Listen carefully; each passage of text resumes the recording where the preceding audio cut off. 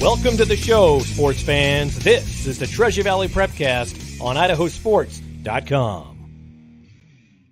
That's right. Welcome in another edition of the Treasure Valley Prepcast on IdahoSports.com, breaking down District 3 athletics and activities week in, week out in the great state of Idaho. My name is Brandon Baney. We are joined by our Treasure Valley resident and expert, Logan Green. LG, what's up? Hey, Brandon, not much. Just I'm recovered now. I'm not as depressed as I was earlier. I do have my Final Four shirt on that I waited so long for, but not as excited. Not as much excitement over here in the Logan Green side of the screen to start off this week. But hey, heck of a ride. It was a ton of fun, and it was really cool to see my team in the Final Four. It was the first time I ever experienced that, so that was fun. And now we're back here. Now we're back here. My focus is more back over here. We've got a lot of great stuff going on, and I was talking to somebody yesterday just about sports in the state of Idaho in general, and it seems to always come up. But I was talking to my son this morning. He's like, I've got 4 full weeks of school left, something like that, 4 or 5. Like, it is. Somehow we're pretty much halfway through the season, and it's already getting down to crunch time. Yeah, it's just insane to think about. Next thing you know, we're going to be talking about district tournament time and all that stuff. And yeah, the school year is almost out. We're April 11th when we're recording this. It doesn't feel like it, but yeah, it's crazy to think about for sure. Okay, so for fans that haven't tuned in the past couple of weeks, Logan is a North Carolina native, Idaho transplant, diehard North Carolina State fan for college athletics. Of course, their women's basketball team was in the Final Four and fell short.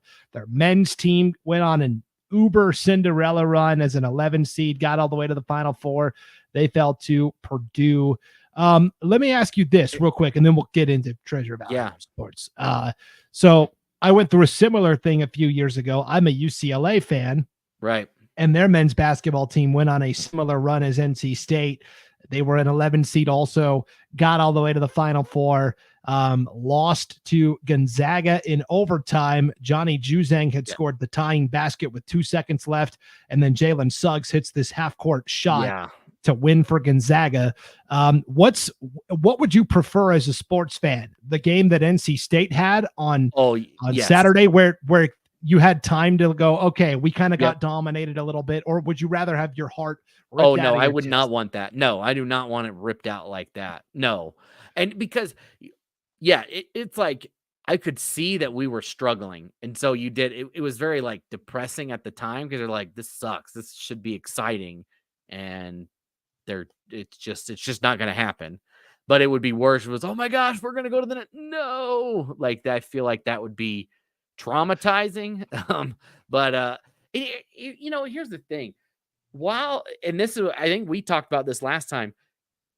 NC State was holding teams to defensively.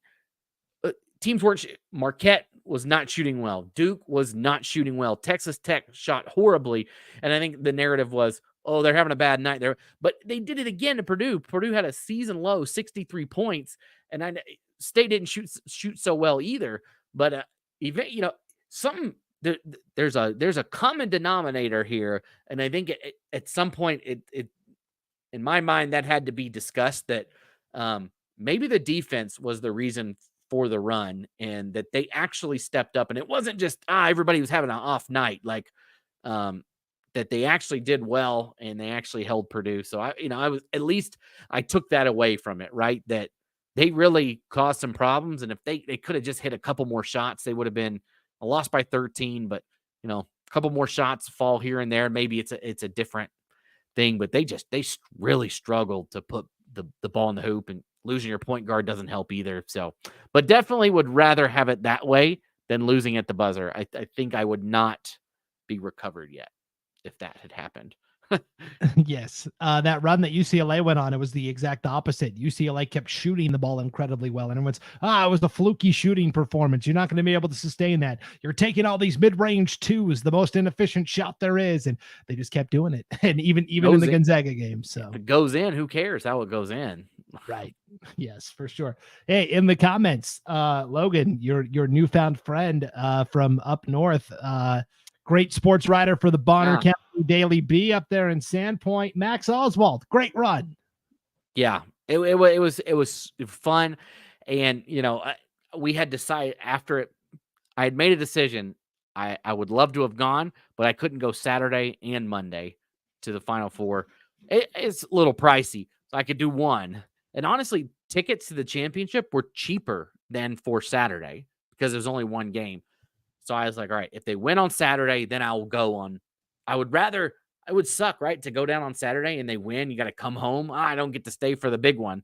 So I risked it and it didn't pay off, but it was fun. It was awesome. Yeah. What What a an great experience. Yeah. Yes. Yeah. Cut down the nets twice, and it was once against Duke and once against UNC. It doesn't taste any better. So, and you don't have to hear about this anymore after today. So we've enjoyed the journey, maybe not the final destination, but hey, here's Pierce Bradshaw. Basketball is done. Time for the Masters. Hey, the Masters is coming up this week. And I know there are some golfers in the Treasure Valley. Cole Valley has great golf programs, typically Homedale, Fruitland.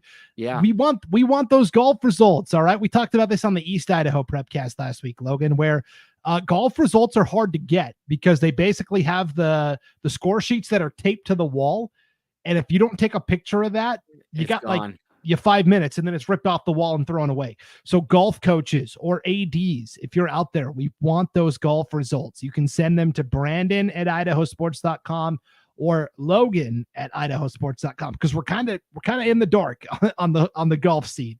And I know we have some 3A, 2A golfers that are doing great things this spring. So get those golf results in. We want them. Again, you can send that to either one of us, Brandon at IdahoSports.com or Logan at IdahoSports.com. And I do follow golf too. I had a coworker when I worked in accounting, and her husband is a golf. Like he wasn't in the top level tour at the time, but now he's on the PGA tour. He's tied for 8th right now. He's 1 under. I always keep tabs on him, how he's doing. So if I was her, I would just quit accounting. Right? He's won a couple of tournaments. Has played all 4 days at the Masters 2 or 3 years in a row. I'd be happy to ride somebody's coattails like that. Yeah, I was talking to my best friend last week. Actually, it was his birthday, and so we were on the phone. And he's been watching Netflix. Has had a documentary where they're following the pro golfers that are on the tour. And he said there's one guy on the tour that's from Coeur d'Alene. I think he said he was telling me. Oh, really? And, wow.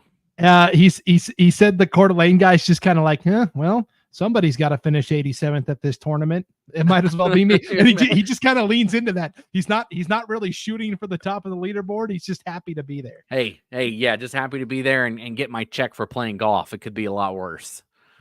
It reminds me of Happy Gilmore when he's just like, okay, hey, when do I get paid? Oh yeah, it'll come at the end. Oh, just give me a big check like that guy. I don't care. I just need it now. I'll take it. Yeah. So anyways, golf is going in the Treasure Valley. Of course, it's starting to thaw out a little bit. We do want those golf results, so send them in. Hey, real quick, let's check on tennis. We can at least tell you what's going on at the top of the tennis leaderboard in the Treasure Valley in terms of like most wins, singles, most wins, doubles. Tell you what, Fruitland's starting to heat up, Logan. Fruitland is 9-1 in team competition, and they've got several boys and girls atop the leaderboard. If we look at most boys singles wins this year, it's Caden Seals from Fruitland with 10, Preston Rollinson from Fruitland right behind with 8. You look at most singles wins in girls tennis, Logan, and it's also Savannah Hymas from Fruitland with 9. So the Grizzlies continuing to excel on the tennis courts, something that really shouldn't surprise us at this point. No, yeah, they continue to do that, and it's something they've done continually, and they're just right back in the same spot as usual. Yep, and then in terms of other noteworthy performers from the Treasure Valley, most wins for boys doubles right now belongs to the Middleton duo of Carson McConkey and Cade Walker. They have 9 doubles victories. Right behind them is the Eagle duo of Tyler Osborne and Colton Symes with 8. Middleton also has the top doubles girls teams right now. Mindy Walker and Alyssa Walker with 8. I'm going to guess they're related. Brandon, there are I live in Middleton. Everybody's a walker. Like, it's funny. I was looking at my wife's pedigree chart and I found walkers in there. And I'm like, oh, I'm part of the family. I'm part of the crew because everybody is a walker in Middleton. Okay. That's good. So Mindy Walker, Alyssa Walker, they've got 8 wins. Tied with another Middleton duo, Eliana Telford and Xavier Lake. They also have 8 doubles wins from Middleton. Now you might be thinking, hey, Xavier Lake, didn't she transfer from Middleton to New Plymouth to play basketball? You are correct, because her mom, Tara Lake, got the job, but New Plymouth must not have tennis. Therefore, she gets to go compete with her old team in Middleton. I guess so. I know there has been some New Plymouth Middleton shifting between some other athletes as well. So, I mean, it would make sense. Yeah, that checks out. So it's really hard for 2A schools to have tennis, just because you need, I mean, you might have an individual here or there, but like, it's hard to have a full team. And if you do have one, you have to compete at the 3A level anyways. It's kind of like soccer. So anyways, I just found that interesting. The top mixed doubles team is also from Middleton, Logan. Sam Swing and Alicia Addison. They have 10 wins in the mixed doubles. Idaho is one of like 3 states that has mixed doubles. And so Sam Swing and Alicia Addison with 10 there. Teddy Gross and Alexi Drollinger from Fruitland right behind with 8. Yeah, and the Swings, that's another tennis name in the Treasure Valley. They've been in other Ridgeview. I think they might have been some down there, but they've been at Middleton for a while. And that's another great tennis name here in the Treasure Valley. Yeah, I feel like Austin Swing, one of the great singles players. He's at LC State now, Lewis and Clark State College up in Lewiston, but he was a great tennis player for Middleton. Also not that long ago. So I knew it was Austin. That was the name. I couldn't remember the first name, but lots of great tennis here in Middleton. So for sure. Take that, Sean Kane. That's right.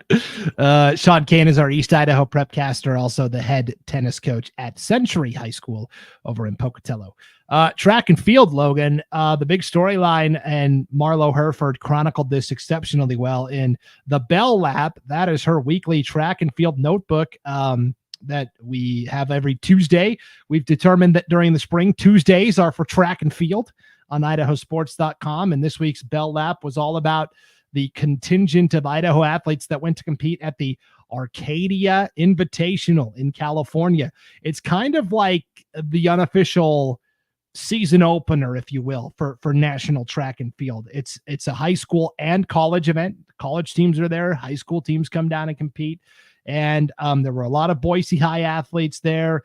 There were some from Eagle, Rocky Mountain. It was just nice to see Idaho athletes going down to compete against the best of the best. Yeah, and you know what, we always seem to show out. And again, we talked about this in other sports where, more team sports where our athletes are going and beating these teams from other states. And we've got great athletes in cross country here in Idaho and in the Treasure Valley, and so it's always good to see that carry on to track as well. Yeah, the top finisher from the Treasure Valley was Noe Kemper of Boise High in the 800. He took 3rd in the 800 and beat the school record for Boise High and set a new personal best. 1:50.68 seconds. That is smoking for the 800. 1:50. That's incredible. So he set a new school record. Jack Sheasley and Caden Helder both set new school records as well in the 3200 and the 3200 respectively. So each of them surpassed the previous record. The official new record will go to Jack Sheasley now, who had the higher time of 9:03:05, but Helder also broke the school record at 9:05.7. So how crazy is that to have 2 teammates break the same school record in the same race, but the guy who finished just a couple seconds ahead of you gets the official time? Yeah, that's tough, right? If you're the other guy in that equation. I just broke the school record. Well, no, actually, if you finished first, then the guy that finished second never actually broke the record, right? Because the record was broken, half a second ago. So I'm, I if you guess. want to get down to the nitty gritty, I'm just kidding. But yeah, I mean, either way, right?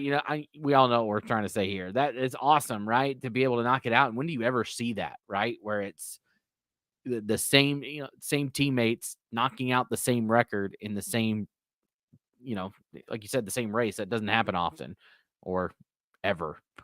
I'm sure it has happened, but that's not a frequent occurrence. Yep. It's a record for a reason, right? Exactly.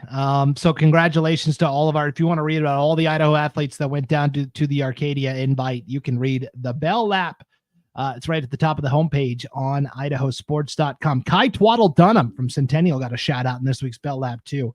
Obviously great shot put in discus thrower. His discus, he's currently ranked 7th in the nation in the discus throw, Logan. Geez, 7th in the whole. Wow. That's all. And that's incredible to be that highly ranked. And that's awesome. Good for him. Yeah, he said it at the Patriot Invite last week. Centennial hosted it. 187 feet 6 inches. That's legit in the disc. He also has the top shot put throw in the state, 58 feet 5 inches. Other leaders from the Treasure Valley on the statewide track and field leaderboard on the boys' side, Logan. Aiden Martinez of Skyview has the top 1 and 200 time, 1081 in the 100, 2190 in the 200. David Gummersall of Valley View has the top 400 time right now, 4851. If you're running a sub 50 400, I mean, that's upper echelon. Noe Kemper has the top 800 time. He just said it at the Arcadia we were talking about. He has the top mile time as well, the 1600. Landon Heemeyer of Rocky Mountain has the top 3200 time. And then in the relays, Rocky's got the top 4x1. Victory Charter has the best sprint medley right now. That's a 2, a 4, and an 8. Boise has the top 4x4. Austin Stewart of Mountain View leads the javelin, new event, right? Javelin, 151 feet 2 inches. And then Brady Abbott of Rocky has the top pole vault at 15 feet 1 inch. Mikhail Snedden of Eagle, top long jump, and Victor. I always struggle with this name from Capital. He's got the top triple jump, Logan. Victor Biandambe. I butchered that. And if somebody knows how to actually pronounce his name, please send that in. But he won the triple jump last year at state. He has the top triple jump. I mean, it's almost all Treasure Valley athletes on the statewide leaderboard. Yeah. And if you want to go back to the Noe Kemper, and this is in the article, and you mentioned it, he finished 3rd in that race, but that time was the 5th best in the nation for boys up to that point. So he might have come in 3rd, but the other 2 were also in that top 2 or, top 5 national times. It's not like, dang, I finished 3rd. I finished 3rd and all 3 of us are in the top 5 nationally for the time so far this year. So that's awesome and just needed maybe a little more attention there. That's incredible.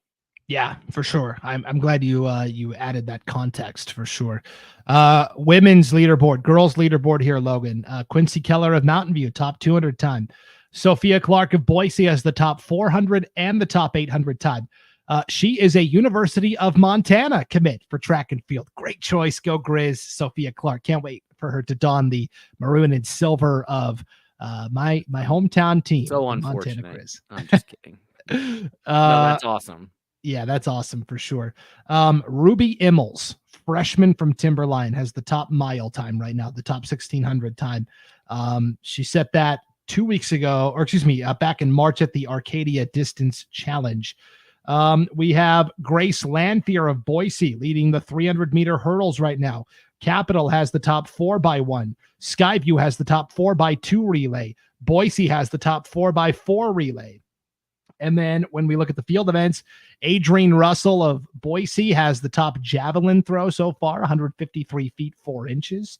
Autumn Shoemaker, top long jump, and another freshman from Timberline, Nadia Burkholder, has the top triple jump here in the early going as well. So a couple of freshmen from Timberline doing some heavy lifting, Logan. Yeah, again, just Treasure Valley seems to be dominating right now. Yeah. And so continue to keep an eye out for the Bell Lap every Tuesday for the biggest statewide track and field goings on from Marlow Hereford. All right, let's switch to the Diamond. You want to do softball first or baseball, Logan? I'll kind of let you choose your own adventure here. We could go softball first. Okay. First coaches polls of the season came out. We always wait. People ask, where are the coaches polls? Well, because of the disparity in climates, some teams don't even really get to play games until April. There's a lot of teams that get maybe a game or two in March. We feel like it's not fair to start putting out coaches polls when some teams have played 8 games and some have played none. So we always like to wait until April to debut them. And then last week, there was a lot of rainouts, a lot of cancellations. And so this week, I feel like we have enough data and the coaches have enough data to go off of for our coaches polls.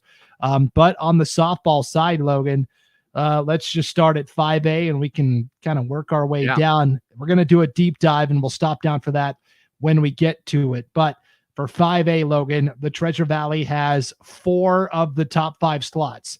Owyhee checks in at number 1. Timberline is 2. It is Eagle in 3rd, and then Mountain View is tied with Thunder Ridge for 4th. Yeah, taking all 4, of those top spots. And Eagle, I think people might look at the record, but they played a really tough schedule to start. Yeah, and that's why I like the coaches polls, because let's be honest, if there was a media poll, Eagle wouldn't even be considered. Oh, they're 5-7, and but the coaches know, hey, okay, we know, we've seen Eagle's a good team. I like that context, that wrinkle there. I was a little surprised that Middleton wasn't ranked. Yeah. I'll be honest, they were the first team that missed the cut. But yeah, sorry, I was trying to pull it up here. They had two have played a tough schedule. They just beat Mountain View last week, 8-1. And Mountain View gets the spot ahead of that. It's always easy to look at specifics like that, right? And yeah, the Middleton not getting in there surprised me. They lost to Bishop Kelly, and Timberline, but we know where Timberline's at. But really outside of that, I mean, they just beat Rocky. And we talked about them last week and all the good that they have done. So yeah, kind of surprising to not see them there. Yep. Okay, let's talk about 4A. Bishop Kelly's number 1, and that's it. Now there's a lot of teams that are in the, also receiving votes. Emmett, Skyview, Ridgeview, Valley View. I guess that's the big question, Logan, right? Is who's going to join we kind of like BK from this district, and they have been the premier team the past several years. But the question is, who's going to join BK at state from this district? Right. And you look at the records, it's kind of hard. I don't know if we've really seen anybody emerge yet, because obviously Emmett and Valley View are both undefeated in conference play. And so we haven't gotten fully into the meat of the schedule, and we'll see if either one of those two teams maybe can step up to the plate. Yeah, it'll be interesting for sure. Let's go 3A classification, Logan, where when the vote was tabulated this week, Parma got a first place vote, and they were 5th overall. They were undefeated when our coaches poll was published. They were 12-0 overall, 4-0 in conference play. First time in I don't know how long that Parma was undefeated. That came to an end last night as Parma fell to Homedale, which is currently tied with Kimberly at the top of the coaches poll. Homedale is 7-4 overall, but they're now 8-4, and they're 5-0 in conference play. This was an interesting game, right? Homedale got the 10-7 win, but it was a game of ebbs and flows. Yeah, I'm trying to think of how you equate that. They were down 10-1 in the 7th, right? Like it was a garbage time, right? Where I had 20 points in today's game, or a hockey player has 8 goals on the year, but they're all empty net goals, right? They scored a bunch of runs late in that game when the game was kind of out of hand. They only put up 4 hits in that game, did Parma. But it was 10-1 going into the 7th inning. And so I think I that's what I look at, right? Yeah, great run to come back, put a couple runs on the board, but Homedale really controlled that game. And they're going to be the team we look at this week in the deep dive of a team. But one player specifically in this game that really had it all going for her was Olivia, and I hope I don't butcher your last name, Olivia. Ostumendi is how you say it. She went 4 for 4 in the game, had 2 runs, 3 hits, 3 RBIs, a double, and a home run. That's a heck of a stat line for Olivia Ostumendi.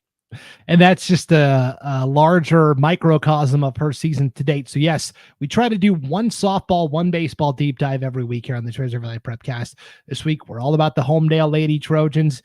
You're right, Logan, that 10-7 score with Parma. Parma did score 6 times in the 7th inning to make things interesting late, but Homedale has done this, right? I mean, they have been such a great program over the years. They and Weiser have been just neck and neck at state the last couple of years.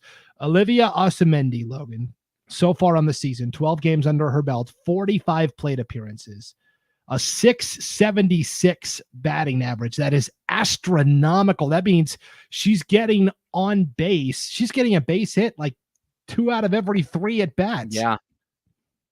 Yeah, it's incredible. And the thing is, Brandon, you look at her career stats.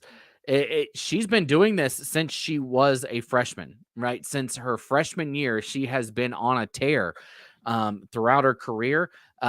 She's hit 19 home runs over her career, but 5 of them are this year. And you just wonder, what else is she going to do this year based on what she's been able to do? Like you said, she's hitting 676 right now, but she's hit over 400 her freshman year, and she's only gotten better. 431, 460, 495, and now she's hitting 676. Really good numbers there. So, you look at it and it looks like, based on the past, maybe approaching halfway through the year, but she's got 173 RBIs over her career. Just an incredible what she's been able to do at the plate, and she had a great game there and last night against Parma, and just continues to get it done for Homedale. Yeah, Homedale in their career, Logan, 1, 2, 3, 4, 5, 6, 7 state championships.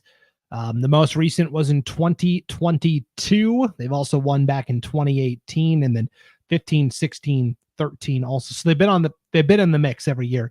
And Olivia Ostumendi, we joke about this with certain athletes. We feel like they've been there for like 15 years because they're A, 3-sport athletes, and B, they've been doing it since their freshman year. And she fits the bill. Olivia Ostumendi, she plays volleyball, basketball, and softball, and she has been a contributor basically from the jump.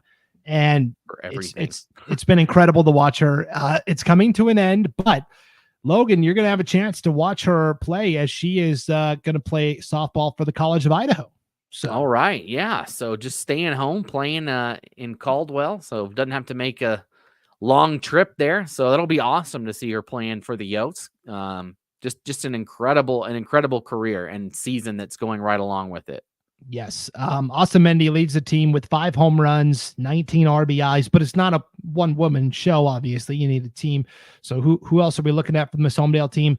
Zane Hall, fellow senior, and she's been a varsity contributor for a couple of years now. She's batting only 455, Logan, compared to Olivia's 676, but she's got a home run and a triple and 15 RBIs. And then Danny Sitz, who also has been, this trio has been, since their sophomore year at least, kind of contributing to the varsity level. Yeah. No, just an incredible bunch, right? You said it 2 years ago, won a state championship, and looking to get one more on the way out of town, right? And right now sitting at number 1 in the state. So I think you look at it and got to be feeling pretty good. And Sitz is the primary pitcher. She's kind of been their main pitcher the last couple of years. She's got a 3.90 ERA, a 4-1 record this year, 55 strikeouts. But Osamendi has been pitching this year too. And Olivia's ERA is a little higher, 5.01, but she has just 2 fewer strikeouts, 53 Ks to Danny Sitz's 55. And then Zane Hall is kind of like the emergency third pitcher if they need it. So those 3 are not only leading the way at the plate, they are leading the way in the pitcher's circle as well. So it's been really fun to watch Coach Larry Corda's Homedale Trojans, and we'll continue to monitor them as the season goes along. But hey, 5-0 at the midway point of conference play, it's a good spot to be in.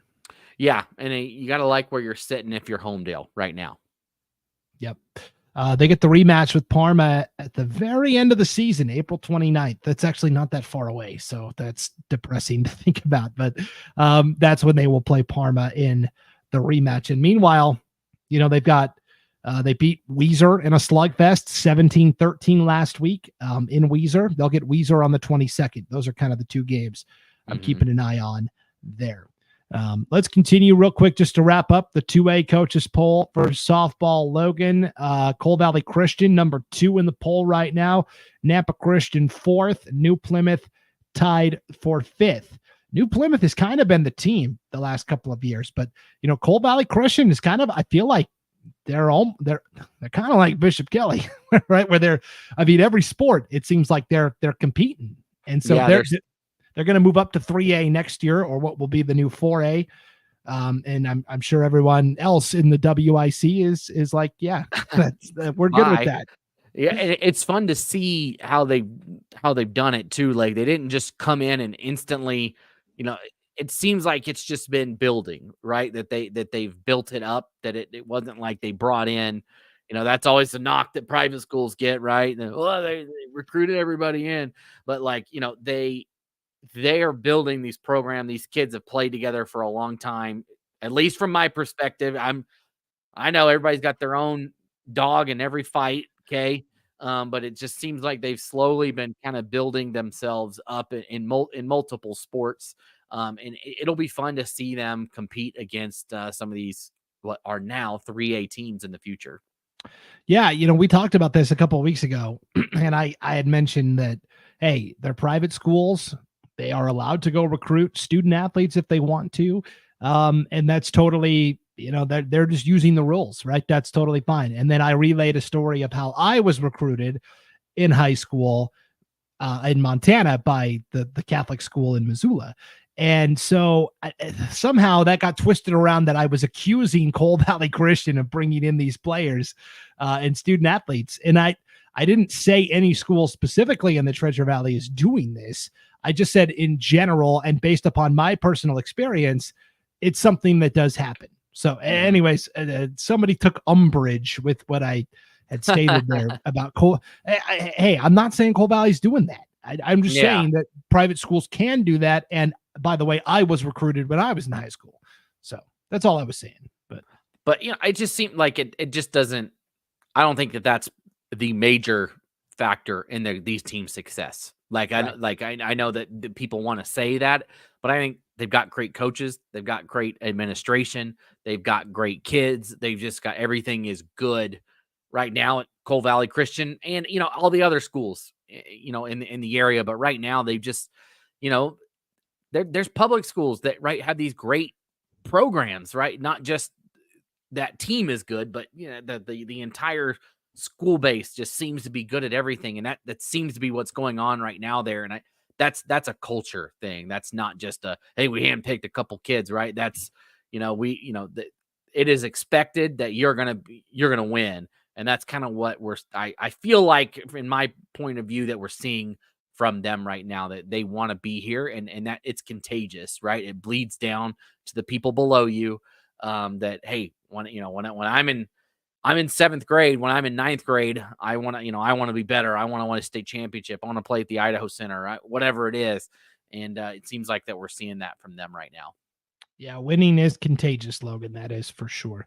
1A softball coaches poll. Glens Ferry is 2nd. They're not really District 3, but they play in the Western Idaho Conference. And then Wilder tied for 5th as well. Still for the 1As, very early on. Not a lot of games under the belt for any of these teams. So these could change, but that's what's happening at the 1A level. All right, let's switch gears to baseball, Logan, and take a look at the first coaches polls of the season. We'll start at the 5A level. It is just like in softball, 4 of the 5 spots occupied by Treasure Valley teams. Eagle number 1, Owyhee 2, Middleton 3, Mountain View is 5th. And to me, it is kind of a big 3. Eagle, Owyhee, Middleton at the top. All 3 of them are not only SIC favorites, but title favorites, right? State title. They all will compete for the state championship later on in May. Yeah, and we know what Owyhee is, right? They've won it back-to-back years. And the team I would be nervous for right now is Middleton. I feel like they're like Virginia in 2019 and Purdue this year in basketball, right? They went 2-0 at state, right?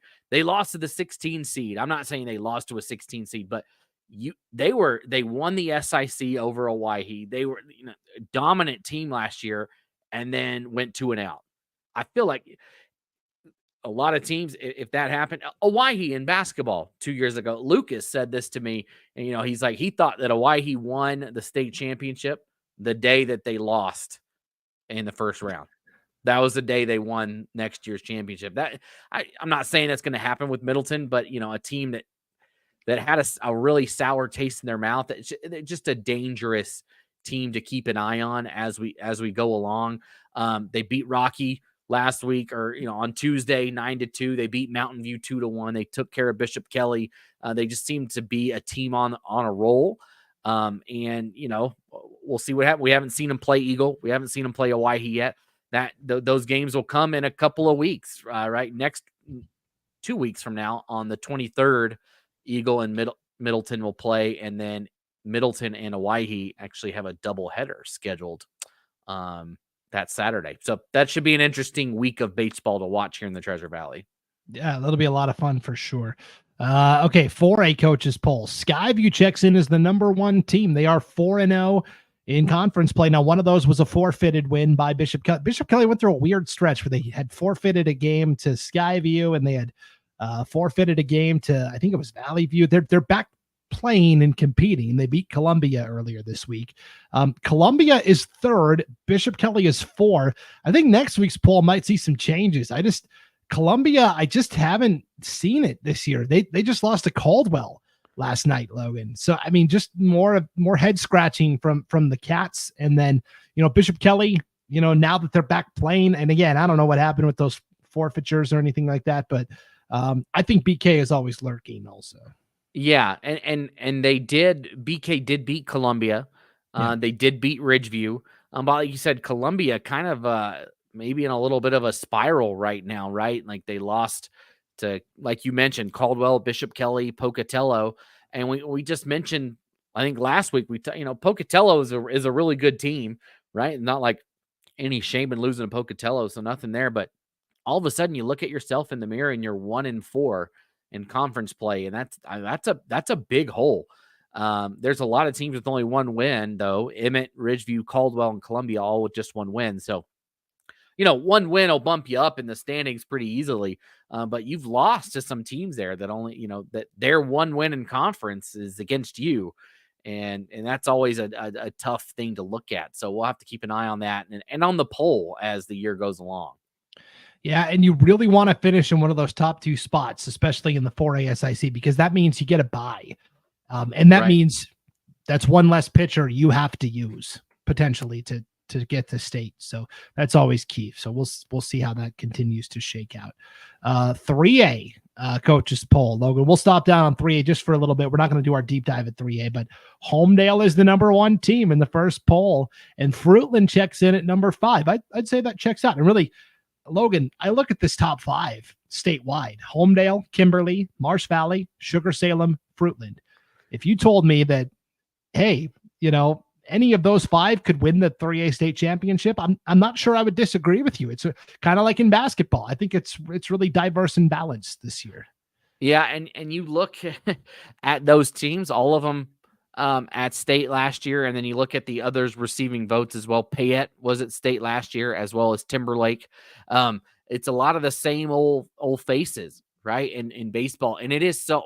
I think we've talked about this multiple times. That 3A bracket, it is it is going to be tough. When you say it's up in the air, I feel like that makes it sound like, well, the teams aren't good. It's just that there are so many good teams. Homedale, number 1 in the state right now. They got 6 first-place votes. They were swept by Marsh Valley over the weekend, right? Marsh Valley came over, and Marsh Valley won those games. And Marsh Valley is back-to-back state champs. So, yeah, it just we'll see, right? And I don't know. Do you throw all your cards on the table in a game like that?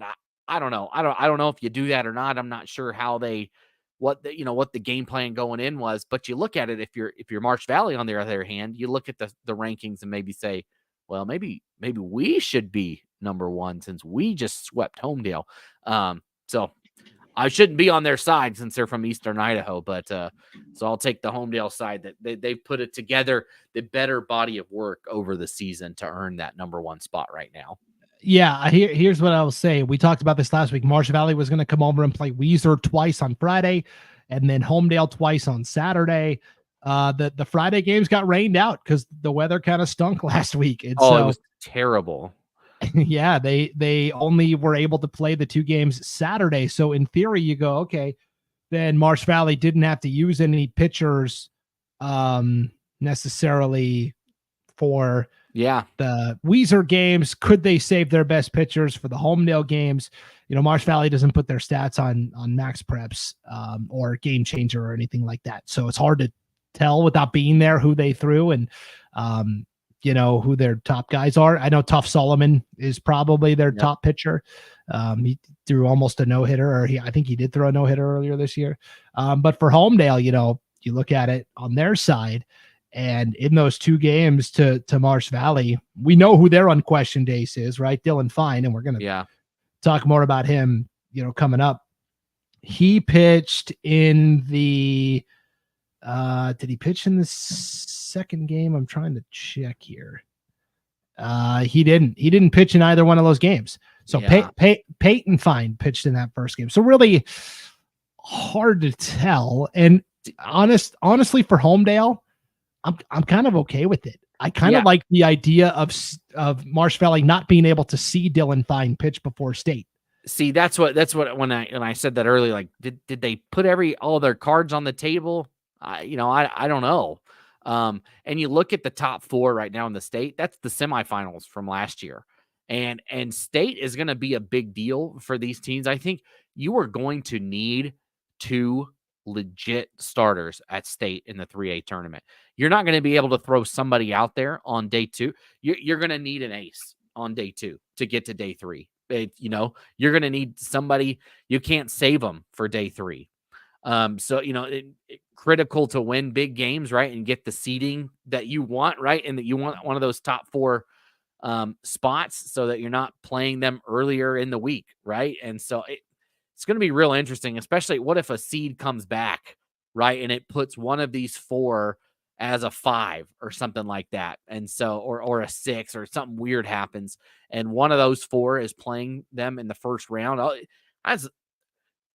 Could be a state championship style game in the first round. That 3A tournament it's going to be loaded. It's going to be a lot of fun. Yeah, you'll earn it for sure if you win the 3A title. And that's why I was talking to somebody like going back to NC State. They're like, "Oh, I don't want to pay Purdue." I'm like, well, you're here. It's done. You're not getting. No one's playing a cupcake at this point. And that 3A tournament, you're not going to get a cupcake in that tournament. Yeah. After being swept by Marsh Valley, Homedale got back into conference play. They beat Payette 13-3 on Monday night. Monday night. And then last night, Logan, they shut out Parma 9-0. Dylan Fine came within a base hit of throwing a no-hitter. Yeah. He gave up 1 base hit, and that was it. And otherwise, just sterling. He carried that no-hitter into the 7th inning. So he went into the final inning still with the no-hitter. Sam Holtman from Parma broke it up with a single in the 7th inning. But that doesn't diminish what Fine did on the mound. He, of course, is committed to the University of Utah.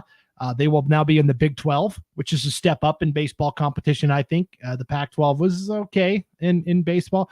Big 12, you got Texas to deal with. Yeah. Well, I guess Texas is leaving for the SEC. Never mind. Big 12 still a very good conference. Yeah. Anyways, he throws Logan last night. He faces 22 batters, 21 outs in the game. 18 of the 21 outs recorded came via the strikeout. He struck out the first 9 hitters of the game. All 9 batters for Parma came up one time through and struck out. All 9 of them struck out. Like, it's ridiculous. Like, the stat line that he had in this game against Parma, just unbelievable. Like, just how do you blow through people like that? Just incredible. It's nuts. So congratulations to Dylan Fine in Homedale. When we look back on, I really hope everybody appreciates what he's been able to do on the mound. Because when you talk about, and there's been some pitchers from the Treasure Valley that have, that are in the minor leagues right now. I think of the kid from Rocky Mountain who then pitched at Gonzaga and now is in the minors, and Orlowski from Middleton, right? Recently, there's been some good pitchers, but man, Dylan Fine, I'd put him up against anybody. Oh man, no, and I've been lucky enough to see him pitch a couple of times at state tournaments, and it's fun to watch. It's a work of art when he is out there. I mean, it's hard for anybody to get going at the plate. It doesn't matter if it's a team that's not good or it's a team that's going to win a state championship. It doesn't matter who it is, and hopefully he'll remember us, Brandon, when we talked about him.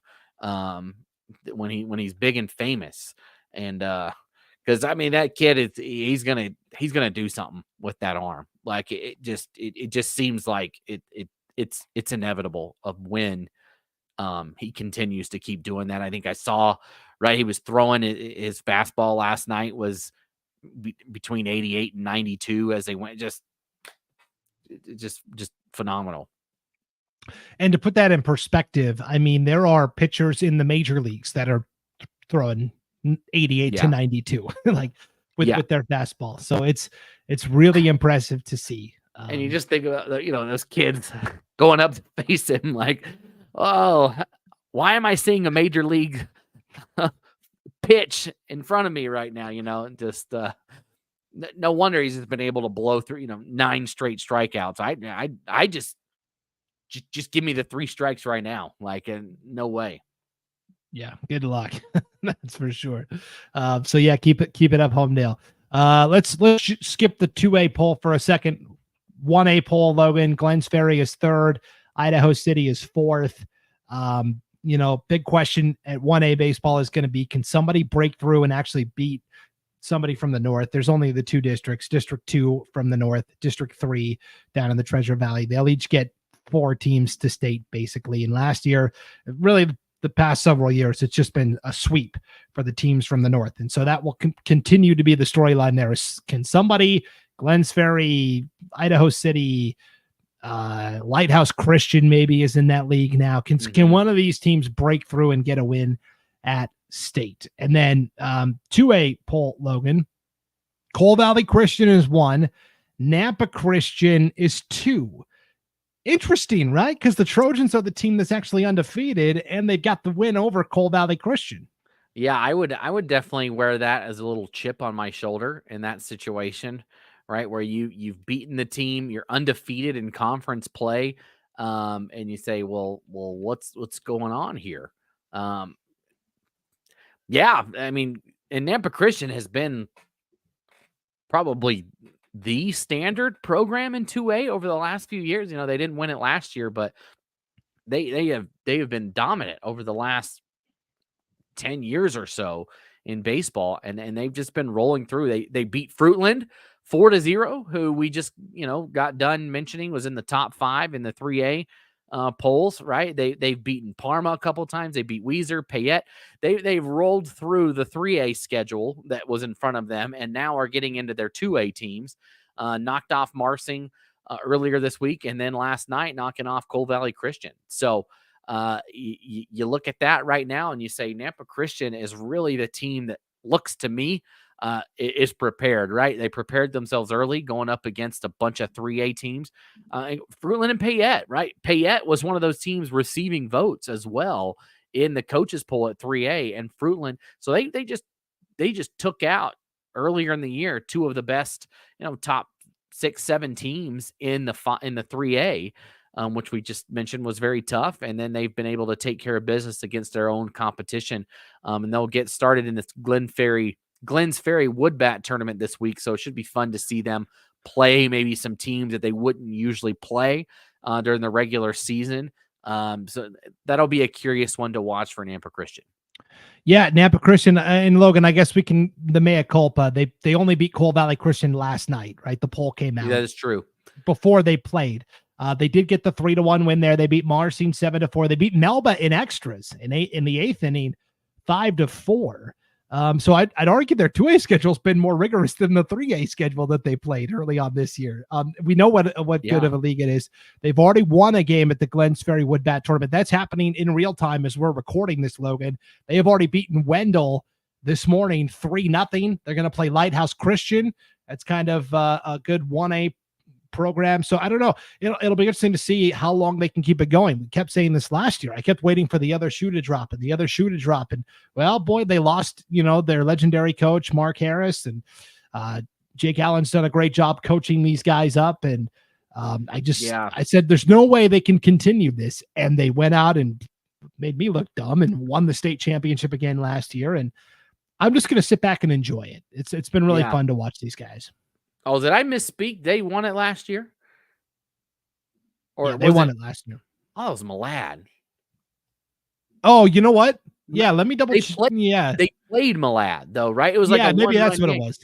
But you're right. I remember we were thinking, oh, no, it's somebody else's time. And then they did lose to Malad, I believe, in that state championship. But they're always there. It's not like they're not in the mix. Like they're always somewhere in there. And the whole league as a whole, I mean, everybody is at least 500 in the entire league.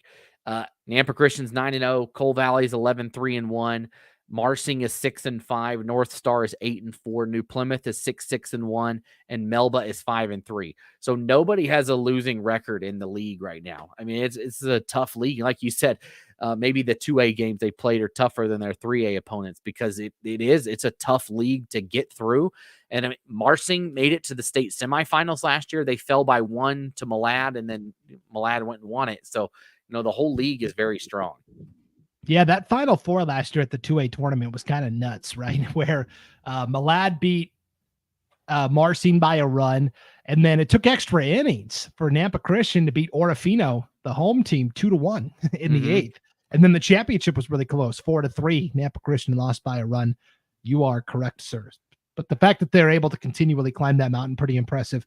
Nampa Christian's got their stats under lock and key, Logan. So we can't really, but we can tell you, just based on players we've seen from the past and great athletes. I mean, I think right away of Braden Schaefer Jr., who really came on last year. Landon Mills, of course, a 3-sport athlete for Nampa Christian as well. And I think also Jack Ely, the junior, is a guy to keep an eye on for Nampa Christian this year as well. Yeah, it's going to be a fun team. Like you said, sometimes the stats aren't there, but it's going to be a fun team to keep track of as we go. And the whole league in general is very deep and very strong, just like it is in every sport, it seems like. Yes. And Schaefer is kind of the leader on the pitcher's mound. Mills and Ely all, can chip in and pitch as well, but all three of them incredible at the plate. So, and there's a lot of sophomores on this year's Nampa Christian team also. So we'll continue to keep an eye on the Trojans and everybody. Sharon says, what about the 4As? Yeah, we kind of broke down. I'm assuming you're talking about baseball. We kind of talked about what's going on in 4A Treasure Valley. If you just go back a couple of minutes on the replay, which Logan, you of course can tune in live every week to the Treasure Valley Prepcast on the IdahoSports.com YouTube channel, Facebook page, and Twitter account. But it's also available to watch on replay. So if you're not able to make it live, hey, no worries. You can always go back and watch. You can also listen to this podcast wherever you download and subscribe to podcasts, and also at IdahoSports.com. A lot of ways you can get the Treasure Valley Prepcast every week. Yeah, lots of good stuff here that, again, and Brandon said this in the past, but if there's something that we need to know about, to talk about, feel free to email us. Both our emails are right there, but if you're just listening, it's just Brandon at IdahoSports.com or Logan at IdahoSports.com. And we can definitely get it talked about, because a lot of times the stuff might be under lock and key, and that story needs to be told, but we just need to know. So feel free to. We've had great people reach out over the past year and years, plural, that have given us stuff that they think should be brought to light. So feel free to do that as well. Yep. We're always on the lookout for great stories highlighting these incredible young men and women across the great state of Idaho. Thanks for tuning into the Treasure Valley Prepcast, everybody. Enjoy the competitions this week and weekend. For Logan Green, I'm Brandon Baney, and we will see you next time on IdahoSports.com.